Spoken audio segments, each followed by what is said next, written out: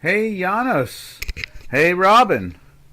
Hey now. Let's see, what do we got here this morning? Market is closed, but there is action in the futures. That's right. They're doing some, I was reading over the weekend, and I was reading, all the things that went on last week with Powell. And I guess the thing that the markets are really reaching for at this point is that the Powell has suggested that he's probably not going to raise rates again until September or something like that. I don't know. He gave some innuendo, some type of point that made people believe that that's the way it's going to go. It's not going to be. So we're not probably going to see a rate increase in June or July or August, that type of thing. So trade action in the U.S. Yeah, you can see there. Where are we at this morning? Let me just. You can see Swiss is kind of quiet. There's Swiss, and over on Chicago. Let's see what. Let's see, where's it at? Right there. Yeah. So they have. There's the NQs. The NQs are lifting up very nicely this morning. You can see them. They went into the buy a couple days ago, and they're still climbing. And same thing with the S&P 500. Still climbing. Matter of fact, they're going through their weeklies now. Now that I just looked down at it, which is really good. We should write something about that probably, because look at that. We've got both manifolds moving very clear through the manifold, through the zero line. We got the blue and the green, all moving into a northerly push. Same thing's going on right there. We'll see how they play it out over this holiday, since no one here in the States is in really trading. Same thing over in the Dow Jones Industrial Average. Matter of fact, I thought I saw the Dow on a weekly buy from last week. I'm a little confused on that. I have to double check that. But I saw that. I think I sent that out. We'll have to double check it. And then, you can see it in the stock indices. They're lifting and they're showing strength. All that action. Probably the same thing going on J4X right there. Where's it at? Right there it goes. There's the Tech 100. We'll work from bottom up. See that strength right there. Volume is dropping off. That's interesting. You can see how much volume is really dropping off. Look at that. Last time it dropped off like that, it ran up nice and strong. Ooh. There's Robin. Yo, Robin. Can you hear me? Hello? Are you there? I am here. Are you there? Yeah, but are you trying to log into the webinar? I am in the webinar. I can hear me talking. Really? Yeah. Yeah, mine's not working. Restart the machine. All right. All right. Bye-bye. So I can hear it on another. I have another machine backing up, and I can hear it. So you can see here, that strength is kicking out there on the Tech 100. We see right here, there's the S&P 500. Same thing, strength kicking out and volume dropping. And with this volume dropping, notice that each time it did one of those, you get some strength out of it. So, if Mr. Powell is not going to raise rates, the markets are going to be like, because everybody's questioning, when's the Fed put come back? That's what they're saying. When's the Fed put come back? Now you can see here the Dow Jones Industrial Average, same thing. Big drop off in that volume. Miss Check, how you doing? Help you analyze NZD. All pairs. Sure, let's take a look at the NZD. Better pick NZD dollar instead of all pairs. All pairs will take a lot of time. By the way, could you read up on the RBNZ? Sure, we'll check that out too. Let's see. NZD dollar, and then we follow a second one, the Canadian. I find that always fascinating. The NZD Canadian. But let's check out NZD dollar to start off with. NZ dollar. Where is it at? It'll be here. I know it's around here somewhere. Where is it? NZD dollar. Let's see. I guess no one has asked us before to look at that. So let's type that in. Where do we type it in? There we go. NZD. Oh, no, wrong keyboard. NZD ZD. There we go. There's the dollar. And let's try the CAD too. NZD. There's the CAD. There we are. And if you have any others you want to take a look at, we'll take a look at those too. Let's start off with NZD CAD. You see that nice bounce it's doing right there. But let's go to what Liana suggested also. Let's take a look at the dollar first and we'll come back to that. Where are you? NZD. There it is. Dollar. There we go. You see that strength there. It's still loading up. You see that? It's been in a run for a while there on NZD dollars. Check it out over here. Right there. There's NZD dollar. Yeah, we've been in a buy there since this point right there. Just like it shows on J4X. And then you can see we are now flirting with a weekly buy. A lot of things are starting to try to flirt with a weekly buy there. So that is something. CJ Kim, hello. How are you? Yeah, let's drift over. We'll drift over to that. And then let's look at NZD CAD. There's NZD CAD. We have that right there. You can see it's trying to break down a little bit today. Kind of interesting. Let's see what it looks like over in J4X. Not as potent at the moment. As a matter of fact, you can see it's rolling over here, and the greens are starting to stall out. So we'll see. But Miss Check, if you have any other NZDs, let us know, and we will go look at them. Okay? Hey, 54. How do I see the effect on NFP this Friday on Fed decision doc? Hard to say. I'll have to think about it a little bit. But give me a few minutes. I'm going to go look at the euro. Oop, there goes the mouse.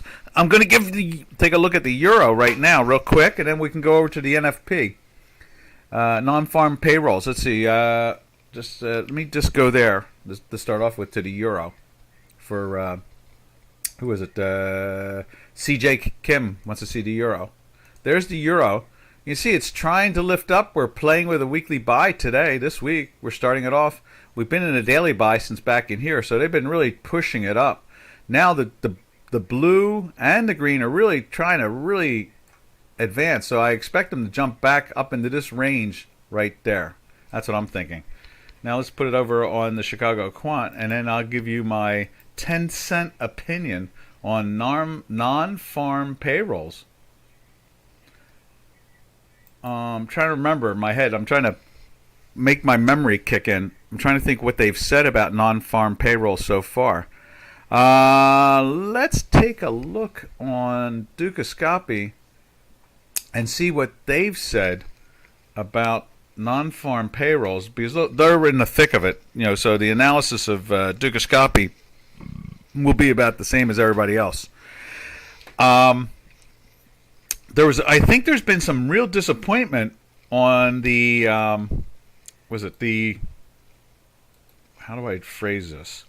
There's been disappointment on the lack of growth in employment at the moment. I've been hearing that. That I have been hearing.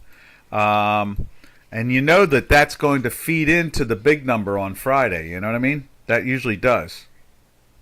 So that would be the way to go. And Miss Check, do you have another NZD you would like to see besides dollar and CAD? I know you said all of them, but I don't know what all of them is. I only follow those two. Let me see if I have another one on there I can show you before we go into build a new one. Build-A-Bear. Let's see. Okay, so let's see. Is there any more NZDs in this? Nah. No more NZDs on the list. We can create a new one if you can point it out for us. Okay? All right, so CJ, that's the way you can see it there on both J4X and Chicago Quant. Chicago Quant is now got a weekly trying to turn up. Let's see let's take a look at on J4X for a weekly on that too. Wouldn't be surprised if we see some strength in that also. Yeah, see that's already been turned up on that weekly. It's been turned up, and it joined in with the daily last week right there. So all that strength. Our work here, it's just jumping across now I'm happy to see it show life in it. That's good. You know, we've been seeing some life in it for about a week and a half, but it's now confirming there. No problem, CJ. 54. Yeah, I'm. Oh, Miss Check says, oh, Swiss. Let's go check out Swiss. Okay. Let's put it up on J4X to start off with. NZD. I saw Swiss. I saw it when I did that last time. But there it is right there. There's Swiss. Now let's go find a chart with Swiss in it that we're not using. We'll put NZD in there. There's Euro Swiss. Let's see if there's one more. No, I don't think so. So let's go take that Euro Swiss and make that. Let's do it this one. I don't remember looking at that in a while. So let's do that. NZD. NZD. And that is Swiss. And then NZD again. NZD. Swiss. There we are. And you can see there it's trying to get into a weekly buy also right there. And let's widen this out a little bit like so. You can see, let's see if we do this. We've been in a daily buy since just Friday. Went into the daily buy on Friday. Is that right? Yeah, that's right. The 27th. So went into the daily buy on Friday. It's climbing into it today here. Let's take a look at, let me turn on the other part here. I want to see where the blue is.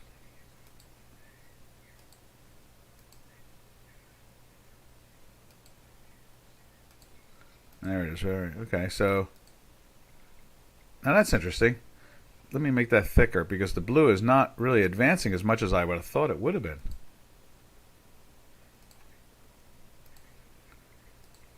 It's just breaking through. That could be a pretty bullish sign, actually. I guess that's one of the best pairs you might want to go after. NZD Swiss. Look at that.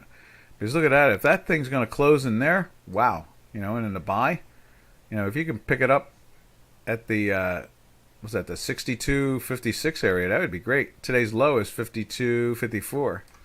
So that might be definitely worth chasing after, you know. Miss Check. TRY yen. Is that the Turkish lira yen? We haven't looked at that. That sounds like fun. Let's check that out.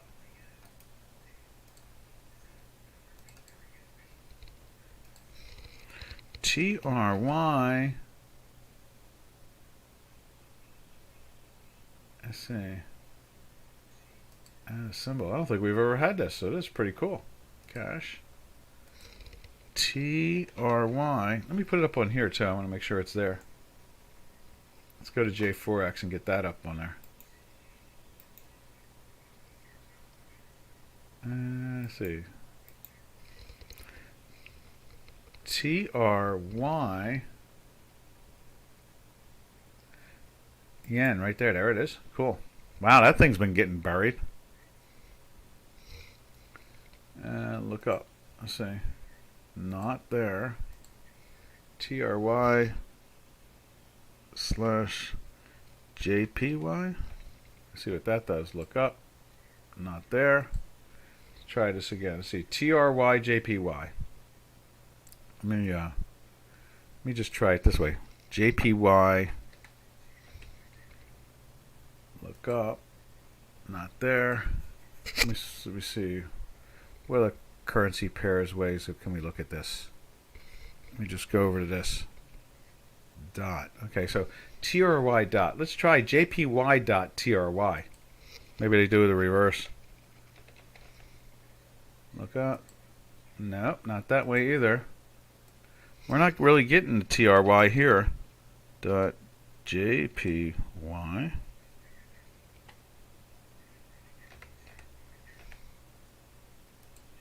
Nope. What are we missing here? Close. Let me go see what other ones we have. Cancel. Close. Format. Instrument.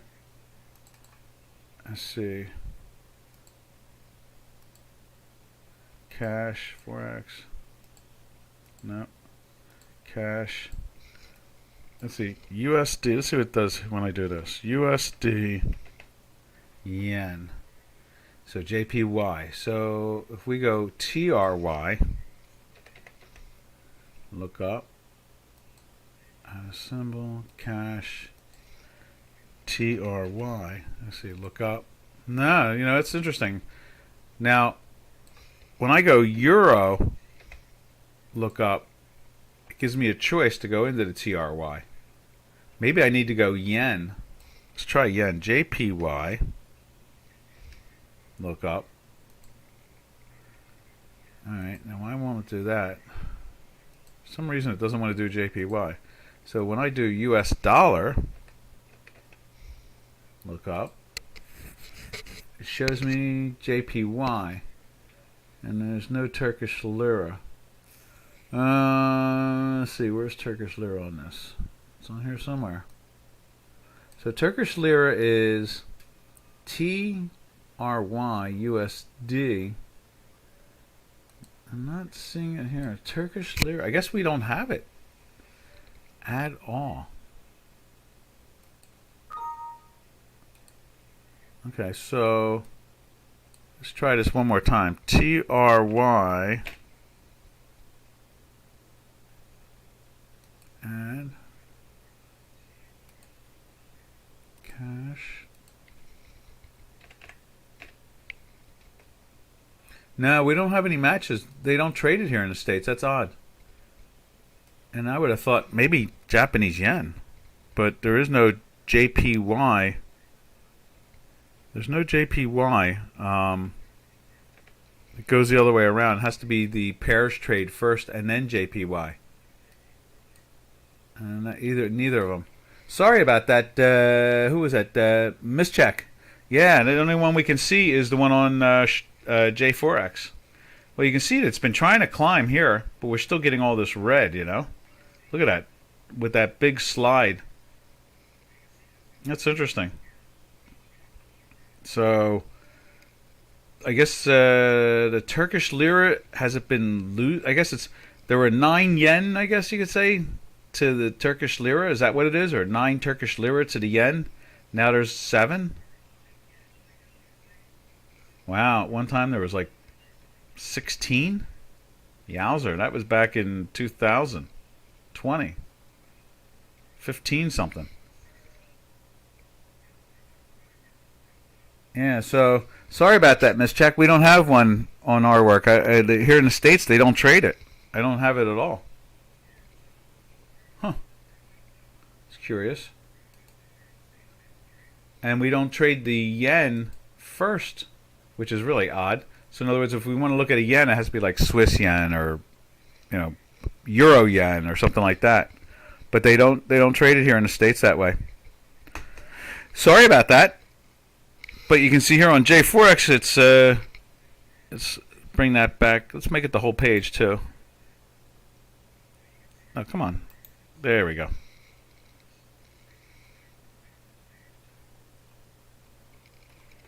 There we go. Okay, so there's the whole page of it. But can you believe that thing? That thing was up in the 15s. Wow. Now it's down into the 7s. So I guess this weakness here is still consistent. But you can see one thing is that the green line is trying to turn up now for a couple days. Anything else out there, Miss Check? Let's see, what's that? I got a mate who makes money in Japan and lives here in Europe. He always asks about the euro yen. I have one of the. I have the euro yen on there. I think I do. I think we've talked about that before. Let's go see if we can find it. I think we already have a. There's a euro zloty. Let's see. I know there's euro cable, euro Turkish lira. There it is. Euro yen. We have that too. Yeah, look at that. It's a daily buy for a couple of days, and it's threatening to get into the weekly. And went into that weekly sell here, up in the 137 area, and rolled over down to the 132 area. Let's widen this out a little bit more for you. You can show them this. I'm just going to resync this whole thing. There we are, and then stretch it. Looks like that's the last time we looked at it, back in February. So we can grab this. So that went into a cell right there, maybe? I think that's the cell. Let's widen this. That is a minus. Yep. See that? -3 and a -7 on the plot 4. -3 on the plot 1. So it goes into the cell there. We went into the weekly cell here. Where was it at? Did we go into the weekly cell? There, 19. And the next one is... No, it didn't go into the weekly cell here. It went into the weekly cell after the fact. Right there. So it didn't confirm. It's hard to believe. It was. I guess it was in the middle of the next week. That's what it is. So it's underneath throughout most, like on the 6th. And on the 9th, it's underneath. So it's underneath there, goes into a daily cell, and then gets clocked. And you can see the odd activity to it. It's had some interesting buys. There was a good buy. But it's in a buy at that point. Let's see. This is a slow moving buy. Goes into the buy here, and he jumps in finally the week afterwards. So since this is the week afterwards, more than likely the characteristic is if this thing can get through here by tomorrow, we may start to see another move back up to here or even higher. So yeah, it looks like you can tell your friend that there's some strength coming into it at the moment. Definitely coming in. There's strength coming in.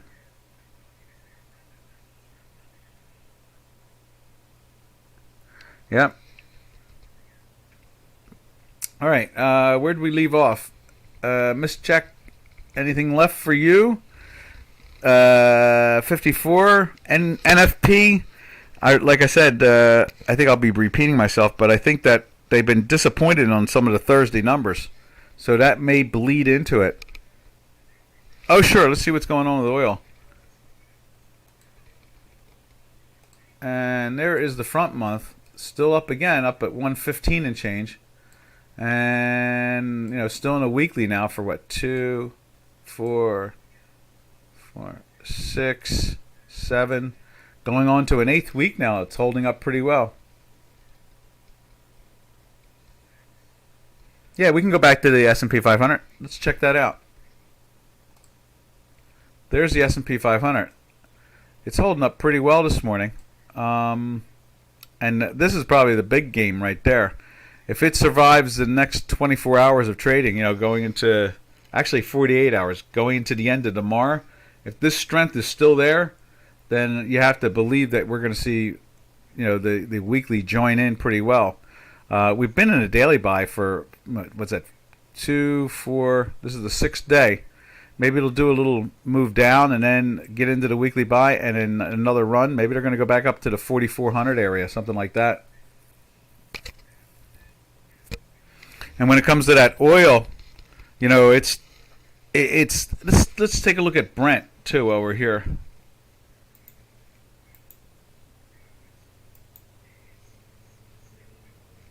Let's see, where's it at? Right there. There's Brent. I'm sure they're lifting that up just as much. Yeah, we talked about this. I think that the range overall is between low 90s to, or mid 90s to basically 118 or 119, something like that. I think that's what the range is going to be. And then if some extra news comes out where there's more pressure, in other words, not enough supply, then I would imagine you're going to see it jump back into the 20s and 30s. You never know. I mean, it seems to make sense to me.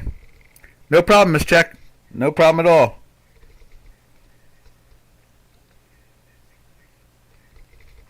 As I take a sip of my tea there.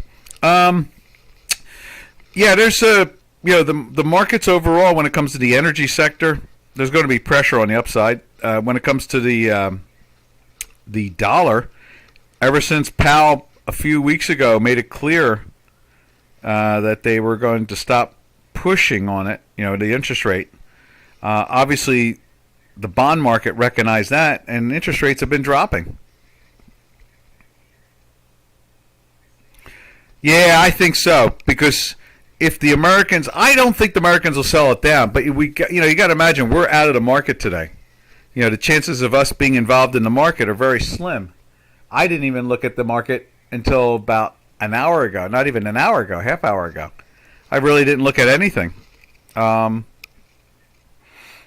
of the holiday, and no one's really paying attention to it.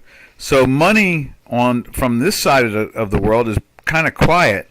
So the question, I've seen analysts over the last couple like 4 or 5 days, since the market has taken off, say stuff like, this is a dead cat bounce. This is sell the strength, things like that. I'm not totally comfortable with that. I am in with the mode of sell in May and go away. And I think I mentioned that last week. I think what it really comes down to is I think the markets are going to be, what the math says to me at the moment is that there's no real buyers and there's no real sellers. So in other words, all that selling that's been going on, they've dried up. Now the buyers, I don't think the institutions are going to come roaring in. Do I think they're going to be nibbling, buying a little slice here and there? Yes. But I don't think the sellers are involved anymore. I think the sell in May and go away has already happened. It happened 6-7 weeks ago. We went into a sell, where was it? Up in here. Of the week of the April, and it's classic American market activity. In other words, they try to front run it, do it before everybody else. So they started selling at the 10 days before May, sold down throughout May, believing that interest rates were going to keep on rising. Powell realized that, got nervous. They were making the jokes last week that he's lost his aggressiveness of raising rates. So I think what you can really interpret out of all this is that we're probably going to go sideways up a little bit in here. Probably like a classic Elliott wave, not get to the highs, all-time highs, but just get up high, stall, head back down again, probably have another little push down somewhere. That will probably fail. Unless news comes out, unless something comes out that really instigates things, Yeah, a summer recovery. I could see that. A real quiet one, too. Yeah, I it's exactly what's in my mind. I keep on thinking of it that way. I agree with you 100%. Yeah, that's where my head's, too. I just don't think they have a lot of heart at the moment. I don't think funds want to load up. I think they just want to do their dollar cost averaging. I think sellers have dried up. And we'll see that over the next 48. Because if they don't sell this S&P down and take back, say, a third of what they... the Dow Jones Industrial Average was up almost 2,000 points last week. Let me just point that out. There it is right there. I mean, the Dow Jones Industrial Average the week before, on the 20th, and then last week was the 23rd. That's Monday right there. So the Dow Jones Industrial Average fell all the way down to 30,585. Okay? That's just the low of that day. It rallies back and closes at 31,213, which is literally almost it's like 650 points, 675 points off its lows of that day. Friday, and that's today, okay, yeah, so there Friday. Friday, this product, the Dow Jones Industrial Average, closes the highest 33,239. So from 2 Fridays ago, it closed at 31,213. It closed at 31,158, almost 2,000 points higher just in the 1 week. Okay? And coming off of that lows of that week, it's like 2,600 points.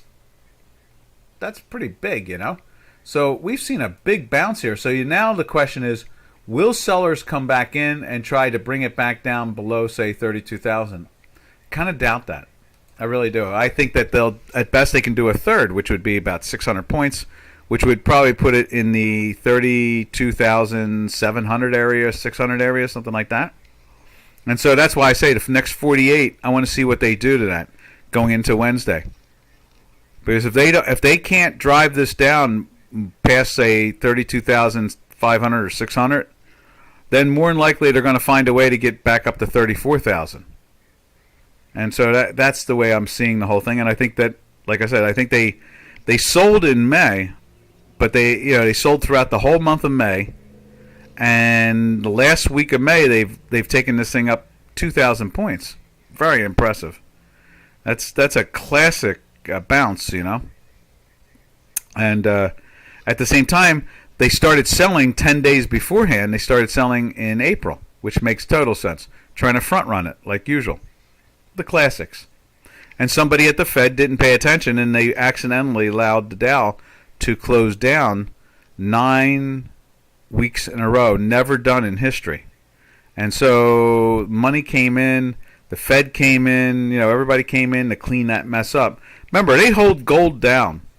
You don't see gold trading at all-time highs like you would think with all the calamity that we have going on in the world for the last, 12 years, with the financial markets collapsing in 2008, the Russian situation in 2014 and other situations, Benghazi and so forth, and Libya and all these other crazy things going on, and then put it on top of the Central European war going on right now. We have a Central European war going on against the former Soviet Union.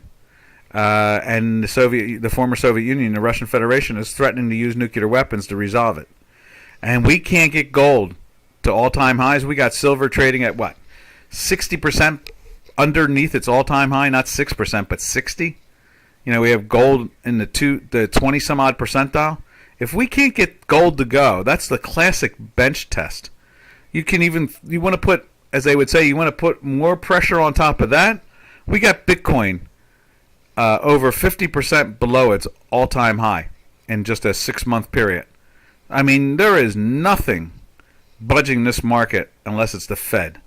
They are the buyers of last resort. They are the motivation behind the market almost every day of every hour of every moment. I mean, literally, besides this week, for the last 12 years, 14 years, from 2008 to 2022, you're talking 14 years. The Federal Reserve has been the main driver of these markets ever since the financial collapse of the Earth. The Earth lost all their some of the most major companies. The world lost Deutsche Bank, and I still choke when I even say the name of this one. Lloyd's of London is gone. Can you imagine that? The Exchequer owns it now. I mean, Deutsche Bank is owned by the German National Bank. I mean, it just goes on. Citibank in New York City, gone. Merrill Lynch, gone. Bear Stearns, gone. Lehman, gone. Names that have been around for centuries are gone. They've been married into other banking or brokerage houses, like J.P. Morgan has Bear Stearns, and Bank of America has Merrill Lynch, and and so forth and so on. But I mean, Bank of Scotland, same situation, owned by the Exchequer. So George says, Doc, took your quant signal on gold last night. We'll see, like your weekly signal best. Let's see, where is gold? Like I said, I haven't been really watching much of what's been going on because of the holidays. Too many barbecues. Let's see, gold is in a sell. It's trying to lift up here. We did close in the weekly buy, though. I would love to see the daily join in. Boy, if the Central European War can't get gold to go to all-time highs, what is it going to take? Look at poor silver. Look at this. Poor silver. Can't even get into a weekly buy yet. And it's trading at $22. It fell down to $20 and change, 20 and a half. It can't. It's nowhere near its all-time high. The all-time high is. Let's go over to J4X. Where's the all-time high is like. Where's it at here? Let's see. Silverado. There's silver. All-time high is like $52. Let's put a weekly up there. There we are. I mean, look at that poor thing. They can't get this thing into I mean, we have to literally put up a monthly or something like that to actually see more of it. Let's make the whole page J4X. Yo! Oh, cool. Yeah, so look at this. We got there it is. There's the high. In what is that? That is 2011. 2011 in May. It touched into the 50s. You know? I mean, if you can have a war in Central Europe, the Central European War. Doc has declared the name of it now. We'll call it the Central European War, since most of Europe is involved in it. They're fighting in Ukraine, but it's the Central European War. And in the Central European War, we can't get gold to all-time highs. And the opposition, or the combatants, one is threatening to use nuclear weapons. I mean, you can't make this stuff up. I mean, it is only who would have the power to stop the metals from rising to all-time highs? Because obviously, you got to imagine that everybody and their brother and little sister want to own gold for a multitude of good reasons. And here we have a Central European war going on, and they can't get gold even remotely close. It's 20% away from its all-time highs. So I don't know who else to point at, and there's nobody else that has the power to do that but the central banks. I think I've made a case there. I like the new name I have for the situation in Europe, the Central European War. That's how it'll go. Maybe it'll go down in the history books as that. The Central European War. Back in the turn of the 21st century, there was the Central was it the Central European War? That's it. The Central European War. I like that. See that? I go to enough barbecues, anything's going to come out of this mouth. All right. Let's see. From there, what else we got? Anybody else want to see something? Russia-Ukraine war is more likely. Well, you can't, because if it wasn't for the Europeans, there wouldn't be one. Russia would have overtaken Europeans, Ukrainians. I mean, Ukraine's being fed by the United States, NATO, and anybody that, it's like, we're having a party and everybody shows up. It's just that it just happens to be happening in Ukraine, but it's obviously European Central. I mean, Poland is dedicating equipment. Turkey is dedicating equipment. Slovakia is, Romania is, Germany is, Sweden and Finland are joining NATO or trying to. I mean, Britain is in there swinging away. That's a European Central War. Now, people don't really want to think about it that way, but it just happens to be playing in a particular arena in Ukraine. But everybody's there. Everybody's participating. Let's see. Yano says, wait, we move into politics? YouTube flag us? Oh, you think they will? So in other words, I can't make a title up calling it the Central European War? Will they flag us?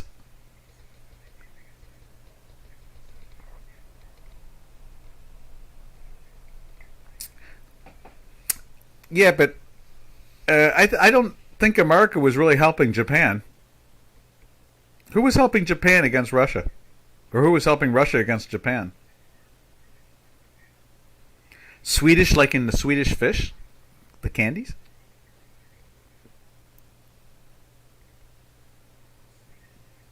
Totally. Yeah. European Central War on finance. Yeah, definitely. That's what it is. I mean, that's exactly what I'm talking about. It's got nothing to do with favoring one or the other. It's the opposite. It's like, how can gold sit 20% under its all-time highs when there's a war going on in Central Europe and one of the combatants is threatening nuclear weapons? I mean, these are all, well, yeah, you're right. Don't ever confuse facts with YouTube. I hear that. Yeah, exactly. Looking at requested pairs is better. I'll go with whatever one you think more people like and doesn't flag us with YouTube. I'm there, Janos. That's the safest pair of all.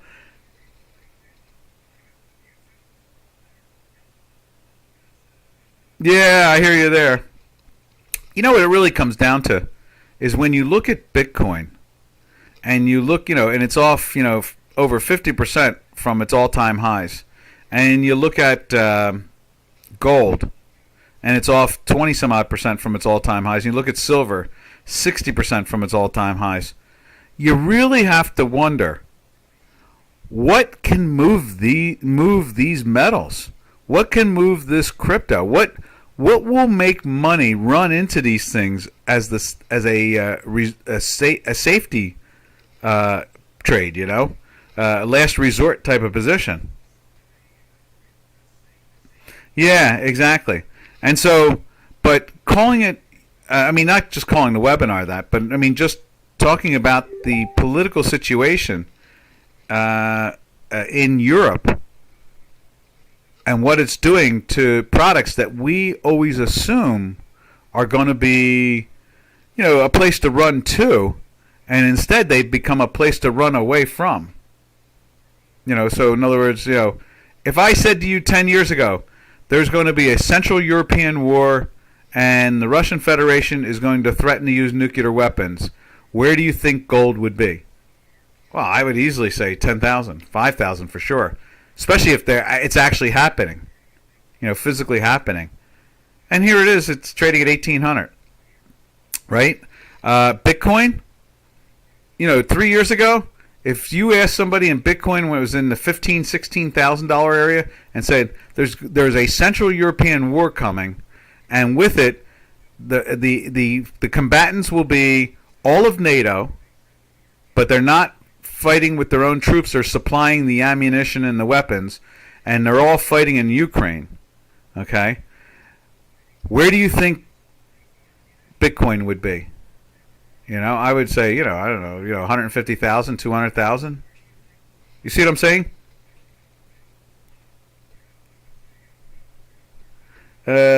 Toilet paper has increased more in price. Exactly. That's where we're at. And that's what I'm saying more than anything else is that there's a Central European war going on right now with almost all European countries participating, but not with troops, but with weapons. Even more lethal than putting bodies in there. They're putting weapons in there. And Russia is looking at it and threatening to use nuclear weapons. And here we are looking at all these products and they're going nowhere. The only way we can understand a market is the level of supply and demand of the most precious of elements that people run to. I guess you could say this, and that is that the option market increases in volume every year. Okay? Right. You know what there is though? The options market. As how many years now I've been saying that? I just said this to a physicist about a week ago. I said, you got to stop investing. We were talking about it. He's from the Big Ten. I'll just leave it at that. He's a physicist at one of the major universities. We're friends and we communicate. And I said to him, you got to stop investing like it's 1975. You got to invest like it's 2022. I said, that means options. You got to use listed options, binaries. You got to use all those tools now because in the old days, before listed options, if you were a money manager, when you saw inflation, not counting inflation, I left inflation out of this conversation. Forget about the nuclear weapons. Forget about the all the other things I rambled about. We didn't even mention inflation. Where would gold? That's just like another thing to say. How can inflation be up at 8 and 9% right now? The 3-month average is 10%, and we have gold trading 20 some odd percent under its all-time high. We have inflation's at a 40-year high. We have silver trading at a 60% under, and we have Bitcoin close to 60% under its all-time high. I mean, you can't make these things up because no one would believe them if you made them up. It's actual physical reality in our face right now. And I think that the answer really is they've all run. The listed option market has just expanded year after year. It's never since it has not stopped climbing in volume. Now you see massive moves in it when it comes to the size of the positions people take. And so I always say, an old money manager would have liquidated some of his General Motors and some of his BMW, and he would have sold some of his, General Electric stock, and he would have sold some of his Deutsche Bank stock. He would have sold. A money manager would have liquidated, Royal Dutch Shell. He would have sold a lot of this stuff because he was concerned about the inflation and the return and the earnings on those stocks. But now he can put a collar on, like a collar on a shirt. They call them collars. And so what happens is that you can put the collar on. You can go sell the call against your long stock. You can take that premium, buy the put. You're insured, and you can go on vacation and not worry. And you can still collect the dividends from the stocks you own.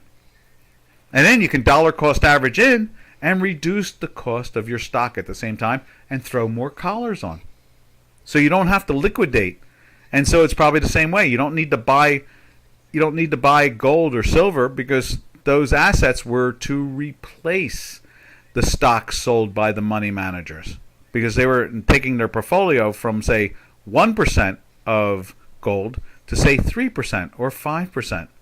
The classic portfolio is, anywhere from 1 to 5% in gold at any given time. That was for over a century and a half. It was like that. Let's see what Yana says. You mean hedging? Yeah. Let's see. Oh, he said first. I missed more. Let's see. Well, you can, but it ain't comfortable. Let's say, oh yeah, right. Wiping, yeah, right. Toilet paper. It is strange that during this market there is no safe haven. Right. There's nowhere just to lay low. Right. Exactly. There's only one place to lay low. There is one, and that's the options. Yes, you mean hedging. Yeah, I do. I do not see that as a safe instrument. Why not? To just put money and forget? Options are an active investment. Yeah, but if you sell, you can go delta neutral. And by going to delta neutral, automatically you're right there. The guys at Dukascopy are there to trade and make money, not save a portfolio. True, no doubt about it. But that's the reason why money's not flowing into Bitcoin, gold, silver, interest rates. Interest rates are not going up. I mean, here we are looking at 3-year, 30-year bonds. 30-year bonds here in the States, and they're trading at 2.9 or something like that. They're barely budging. 2.7. I don't know. Where are they at now today? I don't know. One of them's the 10-year's at 2.7 or something like that. The 30-year I think is at 2.9. Let me see where they're at. I'll tell you in a second. But one thing's for sure, they are not flocking to anywhere but there's only one place it's obvious they're flocking to, and that's the option market. They are hedging. Yeah, the 30-year is trading at 2.97, and the 10-year is trading at 2.74.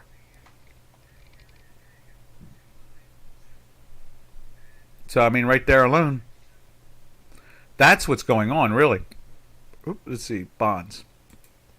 In Europe, you got a war raging in the central of Europe, and you've got the 10-year in England trading at 1.99, almost 2. You got the 30-year in England trading at 2.25.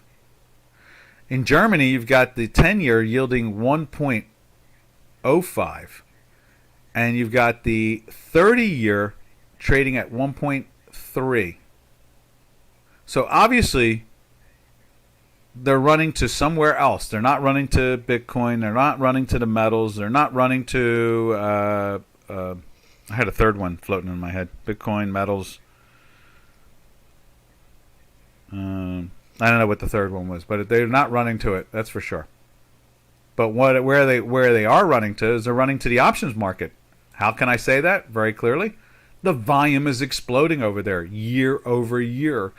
For the last 14 years, it just explodes. It's becoming greater, more than every other year. But go look at the currency pairs.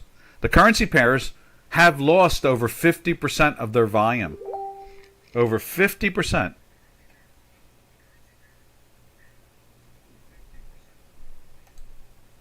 So that tells you something right there. They're running away from the hard asset. They're not trading it. The New York Stock Exchange has lost almost 65% of its volume. They used to trade 2-3 billion shares a day. Now they trade 1 billion, under a billion a day. Okay, it's, and at the same time they got high frequency trading now, which is illegal, but they allow it to trade. So it's pretty obvious where money is running to. They're running to derivatives, throwing insurance on, and at the same time they're able to build their portfolios and act like nothing's wrong, because there is nothing wrong. If you sell a call against your portfolio and buy a put and you put it on for free, which you do, you put it on for free, you're fine. You still own the stocks. You still collect the dividends. You do it with a 6-month horizon, okay?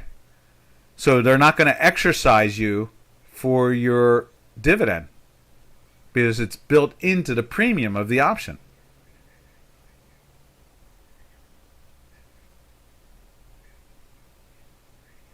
Okay, here we go. So Yano says, so they would like to know, where does the money from all the risk on assets is headed? Well, you have market makers making markets in the options. They're putting on spreads. They're diversifying their risk. So they're out there. They may sell some futures. They may buy some calls. Automatically, they have a synthetic short on.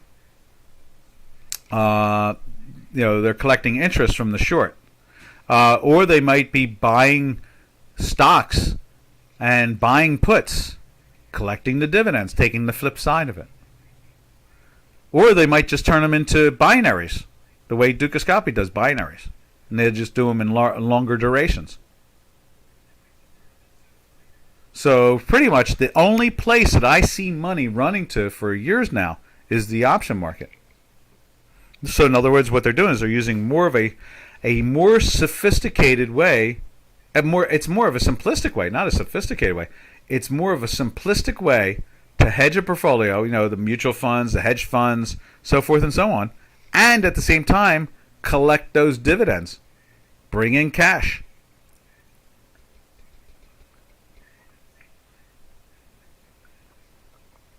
And it's not complicated. It's just, you're just selling a call, buying a put.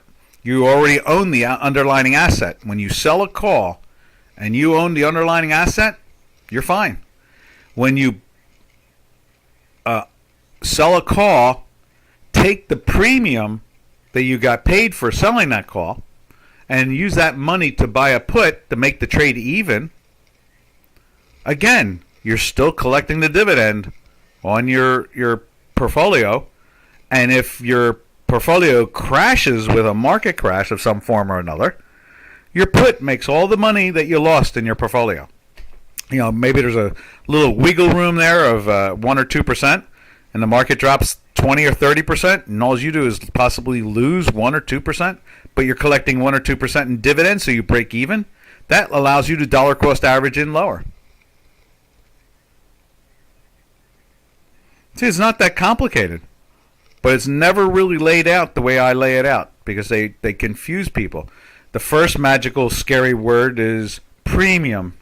So if you're going to buy a call, you got to pay a premium for the call because it's an insurance tool. It's actually, options are licensed or have been legalized under the insurance industry concepts here in the States and around the world. So it's treated like an insurance product. So you've got a premium. You buy insurance, you pay a premium.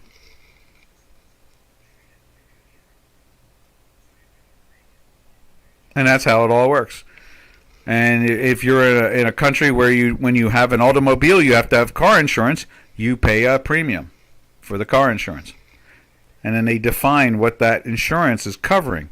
Well, the option tells you what it's covering. It's covering X amount of shares. It's covering that X amount of shares for the next 6 months or 6 weeks or 6 hours or 6 years, depending on how you insure. And that's all it really is. It's just an insurance product. Now, can you do something stupid? Of course. People are going out there selling calls or selling puts and not be hedged. So in other words, out there selling calls, but you don't own the stock or the underlying product, the currency or whatever. And the end result also, you might be selling puts naked, like you're shorting them. And if the market collapses, you have nothing there. You're not short the underlying products. It's a sell right. There's a buy right. You buy the stock or the currency and sell the call. That's a buy right. There's a sell right. You can sell the put and sell the underlying currency or the stock. Go short. And that's how that whole process plays out. And that's all from this conversation is because there is a Central European war going on at the moment. And we're not seeing any of the safe havens being used. And there's how many people will say this? In the financial markets, almost none. That's just crazy, Doc, you're saying it. Unless I'm hallucinating right now and I'm really living in a nursing home and this is all happening in my head, so I'm not really talking to anybody out loud on a webinar. Maybe that's what's going on. Gotta wonder, Am I real or am I a fantasy? Is there a listed options market or is there not? Is there a war going on in Europe or is there not? Is Deutsche Bank trading at bankruptcy prices just the same way Citibank is trading at bankruptcy prices, or are they not? Are they trading at all-time highs? Oh, what's 54 say? 54 says, I am selling euro dollar calls 109 monthly. That's not a bad idea. Buy some cheap ones above. Be protected. And then I am just some guy in your imagination. Exactly. I'm sure when you're hunting deer up on the Russian border, you don't think of yourself as an imagination. I hear you, Giannis. I hear you. But I think that was a really good conversation today. We were trying to really find out who is a safe haven. What is a safe haven? That's pretty much that's the real title today of this. As much as we identified why you would want a safe haven, and we're not seeing them being used, except for the volume in the listed options market across the planet. That is really what it's all about today, and that is what is a safe haven and where are safe havens? I think that should be the title. One thing's for sure, we won't get flagged by YouTube. Yeah, exactly. All right, I'm out of here. I got another barbecue to go to. Anyway, everybody have a blessed day. We will catch you all tomorrow. Same time, same channel. Thank you, Giannis. Thank you, 54. Thank you. I wonder if Robert ever is able to get tuned in again. Thank you. What was it? Miss Check. Thank you, George. Who else was in here today? Let's see. Miss Check and George. And do I see anybody else in there? CJ Kim. Thank you, Kim. So, yeah, it's been a fun one. All right, this is Doc from North America, from the nursing home, saying happy trails to you until we meet again. Happy trails to you, to all our trading friends. Ta-ta, traders. See you Tuesday.